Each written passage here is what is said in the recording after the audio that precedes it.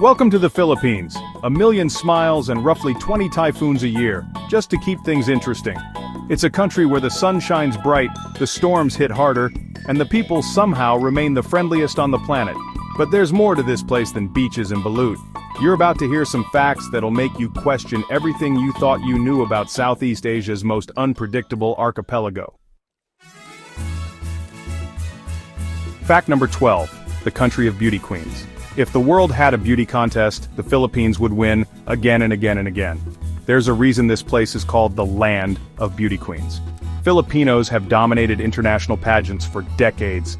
Miss Universe, Miss International, Miss Earth, you name it, they've won it. But it's not just about pageants.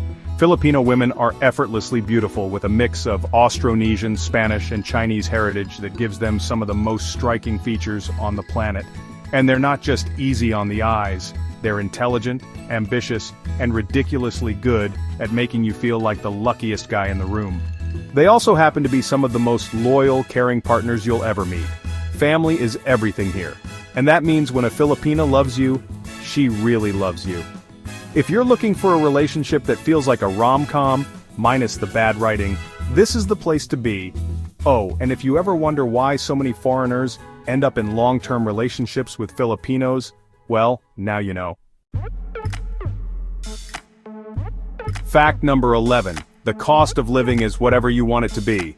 Life in the Philippines is a paradox. You can live here like a king, or you can get by on a budget that wouldn't even cover rent in most Western cities. It all depends on how you play the game. If you're fine with a simple life, you can rent a decent one-bedroom apartment for a few $100 a month, eat out for next to nothing, street food vendors sell delicious home-cooked meals for the price of pocket change, and ride a jeepney across town for the cost of a coin. Gym memberships? Cheap. Medical care? Shockingly affordable. But if you want luxury, it's here too. Manila's high-rise condos, fancy rooftop bars, and imported grocery stores will happily drain your wallet at Western prices. The trick is knowing where to splurge and where to save. Traffic? That's free, but it will cost you your patience. A taxi ride might not break the bank, but depending on the time of day, you might move slower than a guy jogging backward. If you want efficiency, you'll either need to master the public transport system, or accept that you're going to spend a significant chunk of your life sitting in a car, contemplating your decisions. Despite all this, the Philippines offers something most places don't. Freedom. The freedom to live cheaply, live extravagantly, or find the perfect balance in between. The cost of living isn't just about numbers, it's about the quality of life you get for those numbers. And here, that quality is pretty damn good. Fact number 10. Manila is an overcrowded, chaotic, beautiful disaster. Manila is a sensory overload. The first time you step out into the city, it feels like you got dropped into the middle of an unscripted social experiment. Honking cars, street vendors selling everything from fresh mangoes to questionable-looking street food, and people moving at full speed in every direction. It's one of the most densely populated cities on Earth. A place where modern skyscrapers tower over crumbling markets and luxury malls stand just a block away from some of the most crowded slums. Every inch of this city is alive. The air is thick with the smell of sizzling barbecued meat, exhaust fumes, and the occasional wave of salty air if you're near the bay. Daily life here is a mix of tradition and modern survival tactics. Morning starts with street vendors setting up shop, workers navigating an endless sea of traffic, and kids playing in alleyways like they don't have a care in the world. The malls are like their own cities, air-conditioned sanctuaries where families, couples, and lost tourists wander around escaping the heat. And at night, the place transforms. Rooftop bars in BGC light up the skyline. Poblacion turns into a neon-lit wonderland of cheap drinks and bad decisions. And no matter where you go, you're bound to hear a karaoke machine screaming out a ballad that will last for at least 6 more songs. And the best part? Filipinos embrace it all. The chaos, the noise, the unpredictability. It's all just another day in Manila. Fact number 9. A nation of islands like you won't believe. The Philippines isn't just a country, it's an entire universe of islands. 7,641 of them, to be exact. But here's the twist. Most of them are completely uninhabited. That's right, over 5,000 islands just sitting there waiting for someone to show up and build a beach bar. And if that's not wild enough, this place has the 5th longest coastline in the world. Think about that, a country smaller than Texas, but with more coastline than the US itself. If you're into white sand, turquoise water, and the occasional palm tree with an attitude problem, this is paradise. Fact number 8. The wildest public transport you'll ever see. Forget taxis, forget subways, forget Uber. In the Philippines, getting from A to B is an adventure in itself. Enter the jeepney, a Frankenstein's monster of transport, born from US military jeeps left behind after World War II. These things are loud, colorful, packed with passengers like sardines in a tin, and arguably the most entertaining way to travel. No two jeepneys look alike. They're covered in neon paint, religious icons, pop culture references, and occasionally completely incomprehensible English phrases. And if that's not chaotic enough for you, there's the habal-habal, a motorcycle stretched beyond reason, carrying up to 12 people at a time. You heard that right? One motorcycle, 12 people. No helmets, just vibes. It's the kind of thing you don't believe until you see it. Riding in the Philippines isn't about safety or efficiency. It's about trusting your driver, praying to whatever deity you believe in, and holding on for dear life. Fact number 7. Owning a car feels like owning a private island. Buying a car in the Philippines isn't just an expensive decision, it's an ordeal, a bureaucratic nightmare that makes you question your life choices. Taxes upon fees, all neatly designed to make sure that only the truly determined or truly wealthy ever get to drive a brand new car. The price tag isn't just about the vehicle itself. There's a hefty excise tax, a 12% value-added tax, and if you're thinking about importing something sleek and foreign, get ready for an import tax that will make your bank account cry. A middle-class worker here would have to save for decades just to afford a modest ride. And even then, the costs keep stacking up. Fuel isn't cheap, maintenance is a guessing game, and insurance? That's another story entirely. So most people do what makes sense. They get creative. Second-hand cars dominate the streets, and motorcycles weave through traffic like they're in a high-stakes chase scene. The roads are a mix of flashy luxury SUVs owned by tycoons, and old jeepneys held together by hope and good vibes. And if you think owning a car is tough, wait until you try to drive it. The traffic in Manila moves at the speed of regret. The road rules are more like loose suggestions. And finding parking is like winning the lottery. Except instead of cash, your prize is a cramped space between two bumpers that may or may not tap yours in the process.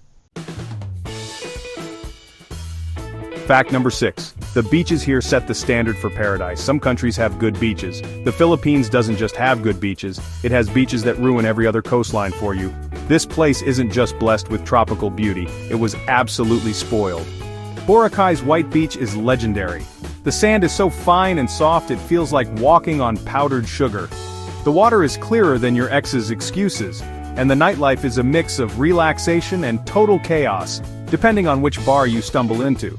But if you prefer a quieter paradise, there's Nakpan Beach, stretching out for miles with nothing but palm trees, gentle waves, and the occasional hammock calling your name. El Nido, though, is on another level. Hidden lagoons, cliffs that look like they belong in a fantasy novel, and water so blue it looks photoshopped in real life. And just when you think it can't get any better, you find Hidden Beach, which you literally have to swim through a crack in the cliffs to reach. If Mother Nature ever had a flex, this is it. Fact number 5. The country is a playground for adventure seekers. There are tourist spots, and then there are places that feel like nature created them specifically to make everyone else jealous. The Philippines falls into the latter category. There's something here for every type of traveler, whether you want to float lazily in a blue lagoon, or jump headfirst into an adrenaline rush. If you've ever wanted to swim alongside the largest fish in the ocean, you can do that in Oslob. The whale sharks here glide through the water like they know they're the main attraction. They don't care about your GoPro or your Instagram, they just exist in their massive, awe-inspiring way. Then there are the chocolate hills in Bohol, which look like 1,000 giant Hershey's Kisses scattered across the landscape. They turn brown during the dry season, hence the name, and nobody really knows exactly how they got there. Science has some theories, but sometimes it's more fun to just appreciate the weirdness of nature. And if caves are your thing, the Puerto Princesa underground river is straight out of a dream. 8 kilometers of dark, winding passages filled with bats, ancient rock formations, and an eerie silence that makes you feel like you've stepped into another world. The water is so still, it reflects the cave walls like glass, and the echoes make every sound feel like it's coming from deep inside the earth. Then there's the Banawe rice terraces, carved into the mountains over 2,000 years ago.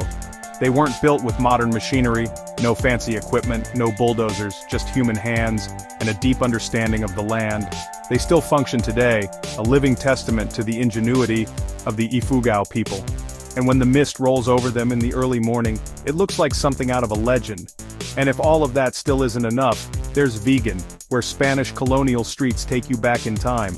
Cobblestone roads, horse-drawn carriages, and architecture that makes you forget what century you're in. The place feels like it was plucked straight out of a European postcard, then dropped right in the middle of Southeast Asia. The Philippines isn't just a country, it's an experience, a contradiction, a love letter to the wild and unpredictable. It's the kind of place that refuses to be explained in just a few words, because no matter how much you see, how much you explore, it always has one more surprise waiting for you. Fact number 4. Karaoke is more than just a hobby, it's a way of life. Karaoke in the Philippines isn't optional. It's not some casual activity you do when you've had one too many drinks at a dive bar. It's sacred, a national pastime, a birthright. If you have vocal cords, congratulations, you're qualified to participate. Whether you sound like a Grammy-winning artist or a cat stuck in a washing machine, it doesn't matter. The only rule is that you sing with everything you've got. It doesn't take much effort to find a karaoke machine here. There are karaoke bars, family KTV rooms, restaurants with built-in setups, and even portable speakers on sidewalks blasting ballads into the humid night air. You could be minding your business, eating a plate of sizzling pork sisig, and out of nowhere, a microphone appears in front of you. It's not a question, it's a test. And there's only one way to pass. Karaoke is at every family gathering, every birthday, every street corner celebration. It's the social glue that binds strangers together. You could be sitting next to someone you've never met before, but the moment you belt out a classic tune together, you're suddenly brothers for life. And don't even think about disrespecting the classics. If you're in the Philippines, you better learn the words to My Way by Frank Sinatra. This song has a reputation, a history, a borderline supernatural ability to turn an innocent night of fun into a full-blown emotional meltdown. More than a few drunken disagreements have started because of a poorly sung version of My Way. It's karaoke's final boss. Proceed with caution. Fact number 3, Kamayan, the art of eating with your hands. In most places, eating with your hands is considered bad manners. In the Philippines, it's an experience, a tradition, a celebration. Kamayan, which literally means with hands in Tagalog, isn't just about shoveling food into your mouth like a caveman, it's an art form, a way to connect with your meal on a primal level. At a Kamayan feast, there are no plates, no forks, no knives, just a long table covered in fresh banana leaves, piled high with grilled meats, fresh seafood, heaps of rice, and an array of dipping sauces so good they could bring a grown man to tears. Everyone gathers around, digs in with their hands, and eats straight from the communal spread. No barrier, no formalities, just good food and good company. It's a throwback to pre-colonial times, when Filipinos ate this way every day. Even now, despite the introduction of Western table manners, Kamayan is still alive and well.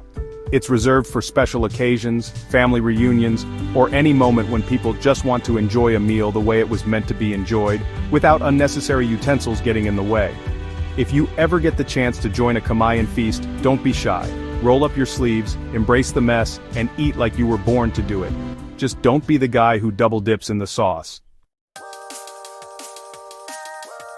Fact number 2, festivals that make every other party look tame. The Philippines doesn't just celebrate holidays, it throws massive, unapologetic, sensory overload festivals that make you question whether the entire country is constantly in party mode. Every town has its own festival, but a few stand above the rest as events that need to be seen to be believed. The Ati-Atihan Festival in Kalibo looks like a mix between a religious procession and a full-blown street rave.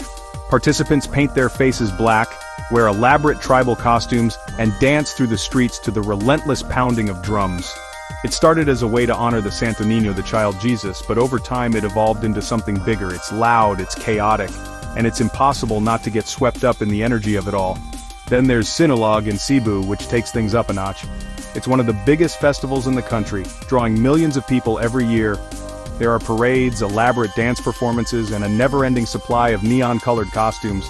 The entire city shuts down as the streets become a stage for performers moving in sync to hypnotic drum beats.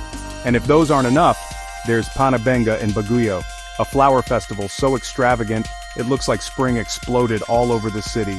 Giant floral floats roll down the streets, dancers perform in bloom-covered outfits, and the air smells like a mix of fresh mountain breeze and the sweetest flowers you've ever encountered.